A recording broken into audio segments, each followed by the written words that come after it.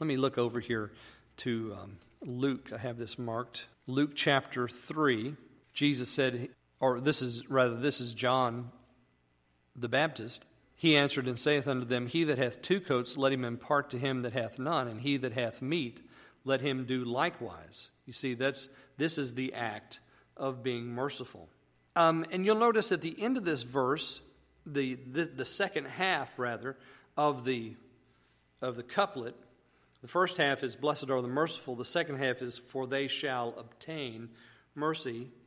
I think one of the best commentaries on this particular idea is found in Matthew's Gospel. So if you'll take your Bible and look in Matthew's Gospel real quick, chapter 18. Let's look at this parable that Jesus told.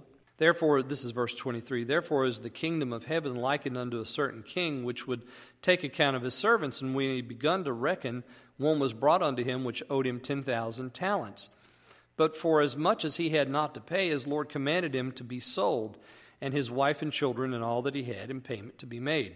The servant therefore fell down and worshipped him, saying, Lord, have patience with me, and I will pay thee all. The Lord of that servant was moved with compassion, and loosed him, and forgave him the debt. But the same servant went out and found one of his fellow servants, which owed him 100 pence. And he laid hands on him, and took him by the throat, saying, Pay me what thou owest. His fellow servant fell down at his feet, besought him, saying, Have patience with me, and I will pay thee all. And he would not, but went and cast him into prison, till he should pay the debt. So when his fellow servants saw what was done, they were very sorry, and came and told unto their Lord all that was done. Then his Lord, after that he had called him, said unto him, O thou wicked servant, I forgave thee all that debt, because thou desirest me. Shouldest not thou also have compassion on thy fellow servant, even as I had pity on thee? So you see this idea that mercy comes because we give mercy is not necessarily the case, because mercy started long before we entered the picture. This Lord of the servant was going to cast him out, sell his children, his wife, his possessions, everything to pay the debt. And the servant falls down and begs him not to do it. Well, is that enough to take care of the debt? Is debt then reckoned by a man begging for his life? No. This doesn't take care of the debt. The debt can't be taken care of. And yet the Lord forgives him the debt. So you see, mercy's in the heart of the master. And then the servant is expected to behave that way and show mercy.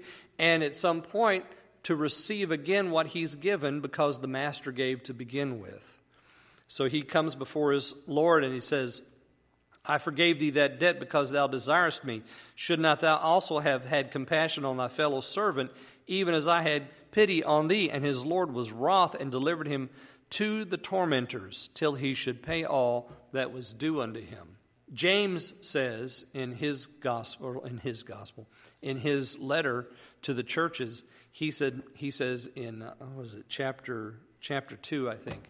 He says, mercy rejoices against judgment. Isn't that beautiful? Mercy rejoices against judgment, because if there's mercy, then judgment is toothless. Because where mercy is, there is no judgment. Mercy is given to us by the Lord, and so we are expected then to show mercy. And once we are showing mercy, then we'll obtain more mercy for ourselves, because, ladies and gentlemen, we don't do this in perfection. Only He does. He only is the one that forgives in perfection. He's the only one that shows mercy in perfection.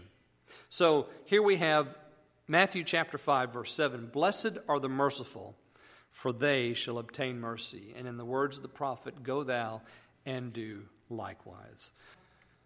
Jesus will meet you. Thanks for listening to this week's message. Please join us again next time for another installment of the Creek Road Baptist Pulpit.